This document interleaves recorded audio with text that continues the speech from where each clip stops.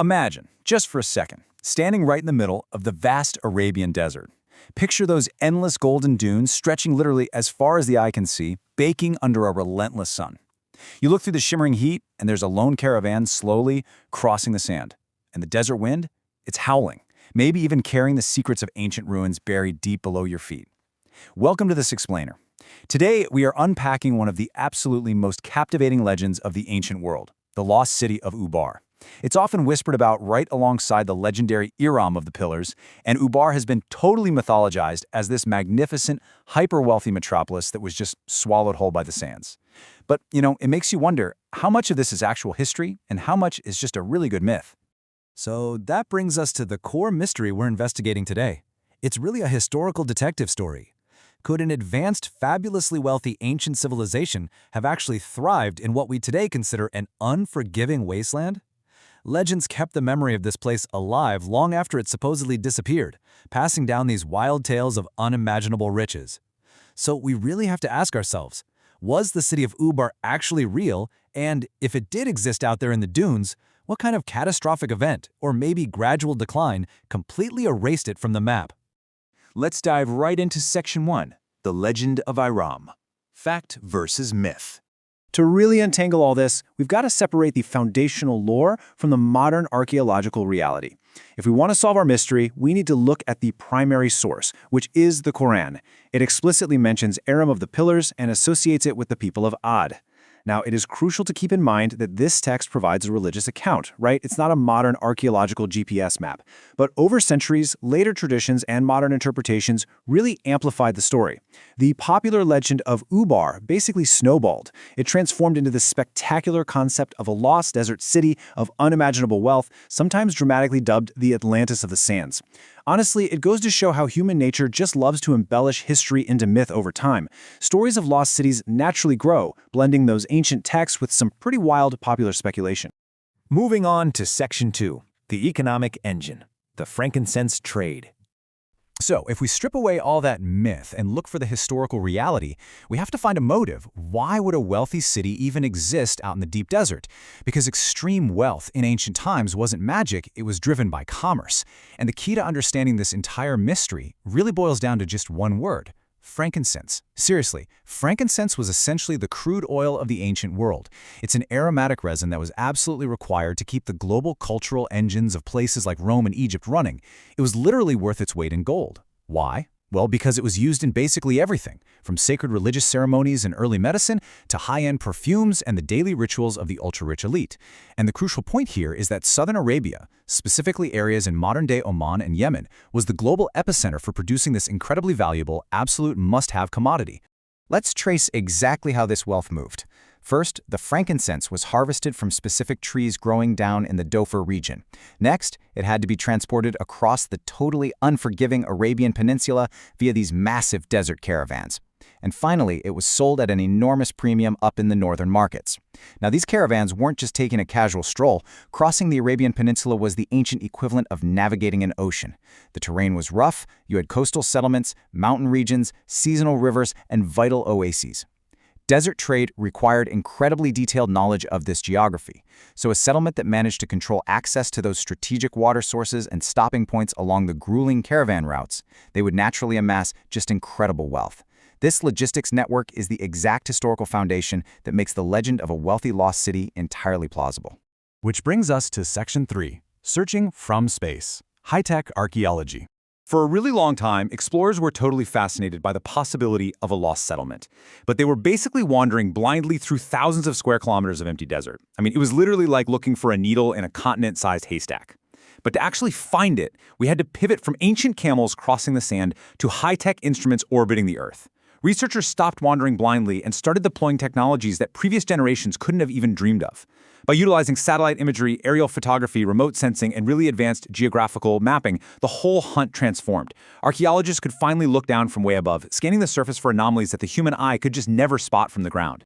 And the breakthrough? It was absolutely stunning.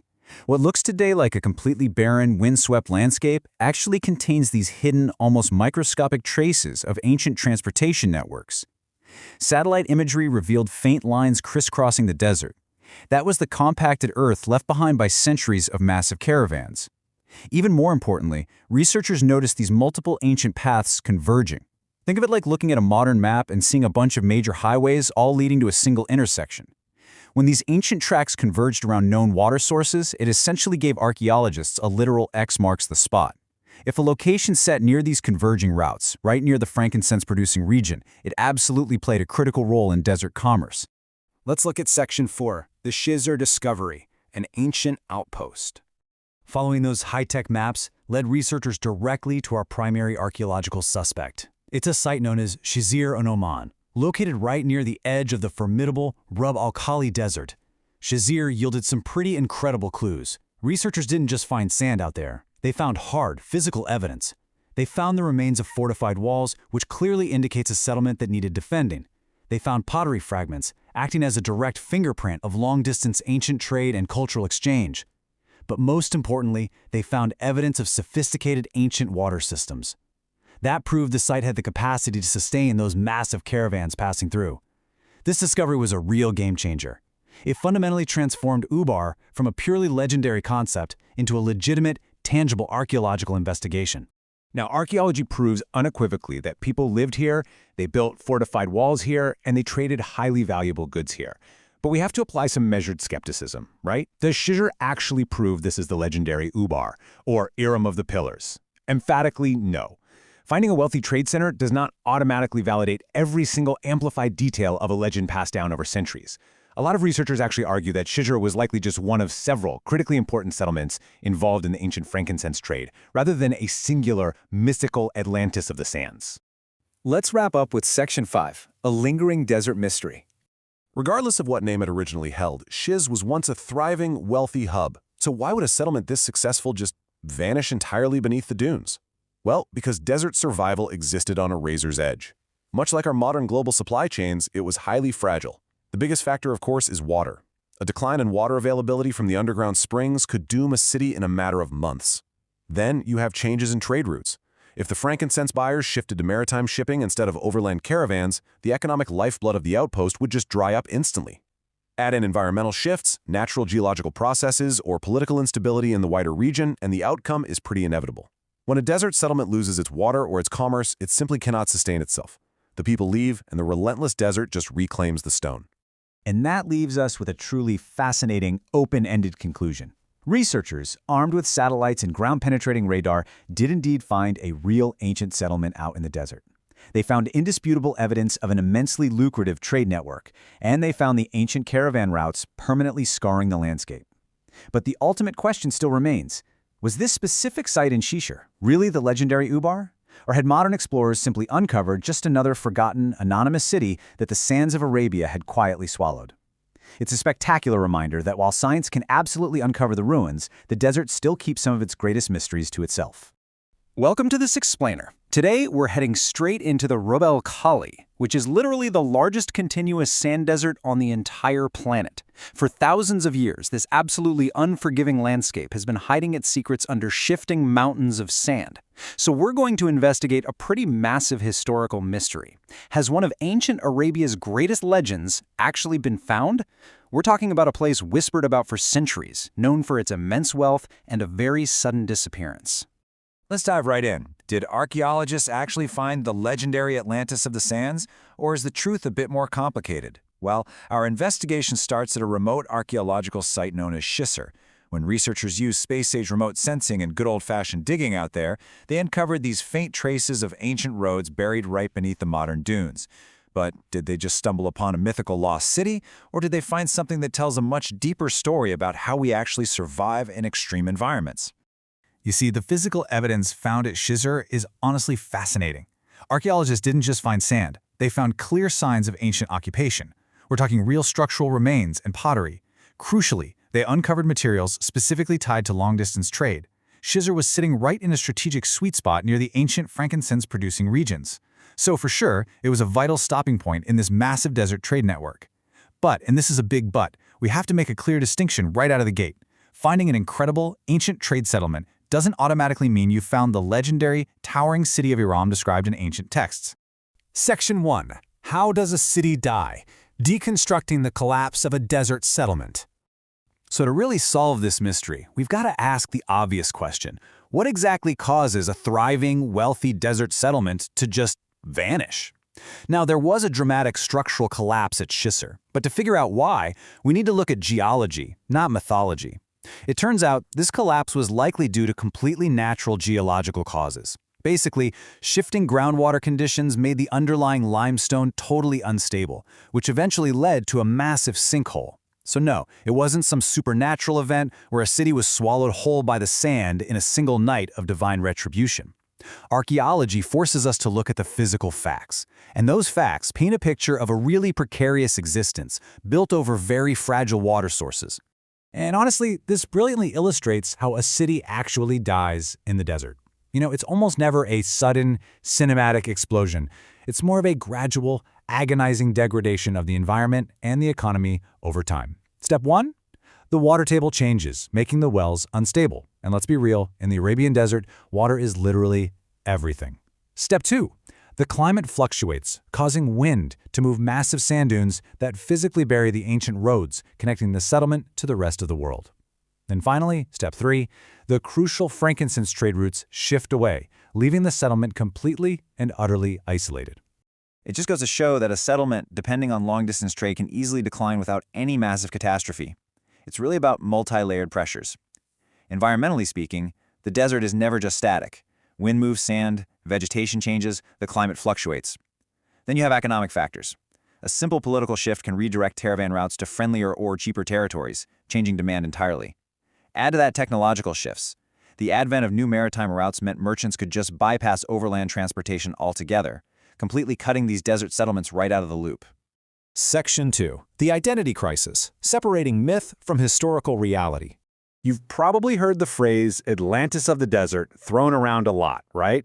Well, we really need to untangle these threads. Atlantis actually originates from the philosophical writings of the Greek thinker Plato. On the flip side, the legendary Iram of the Pillars is referenced in Islamic scripture, and Ubar is more of a modern, popular, and archaeological interpretation linked to the Arabian Desert. So, while both of these stories deal with a legendary place of immense wealth that suddenly disappeared, they come from completely different historical contexts, traditions, and geographies.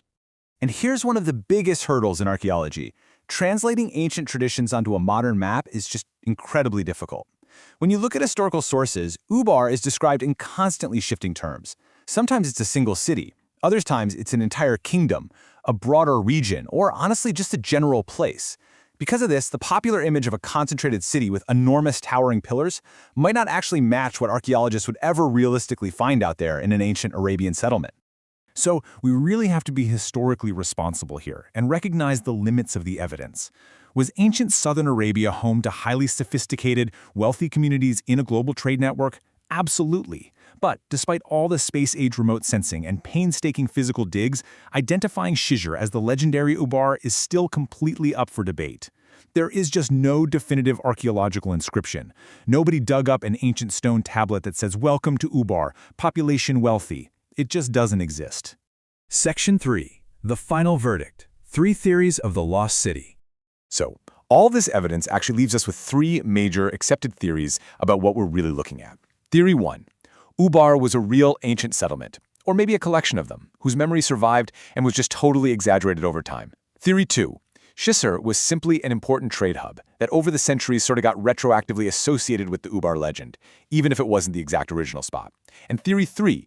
Ubar isn't a single archaeological city at all, but rather a broader cultural memory of ancient Arabian wealth, trade, and various lost settlements. Now, what's really cool is that these 3 theories, they aren't mutually exclusive. Shisr actually fits several elements of the story perfectly, even if we don't have that smoking gun proof. Which brings us to the psychology of why this legend survived for so long. Just think about it for a second. When later generations wander through a massive empty desert and stumble upon huge deserted ruins, they're naturally going to ask questions. Who built this? Where did they all go? What happened to their water? When the actual original purpose of a ruin is lost to time, historical memory just naturally morphs into myth. The ordinary, slow, painful decline of a trade hub suddenly turns into a sensational tale of sudden, legendary destruction. Ultimately, if there's one thing you should take away from this explainer, it's that the true story here is way more fascinating than a magical city swallowed by the sand. The real marvel is that these sophisticated, wealthy communities existed at all. They built massive, long-distance trade networks. They harvested and moved hugely valuable commodities, like frankincense, all across the globe. Above all, it's just this profound testament to human resilience and ingenuity. Our ancestors didn't just survive, they thrived and built entire economies in literally one of the harshest environments on Earth. So Ubar as a single, magical, mythical city might stay lost forever.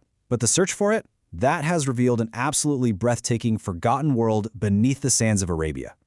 We've uncovered ancient trade routes, lost settlements, and civilizations that flourished right where today we just see an endless sea of dunes. The mystery isn't really about finding one lost city anymore. It's about understanding how human beings survived and built a life out there. And you know, that forgotten world is still out there, waiting for us to keep questioning history. What if the greatest secret of the desert wasn't a lost city at all, but the forgotten people who actually managed to tame the sands?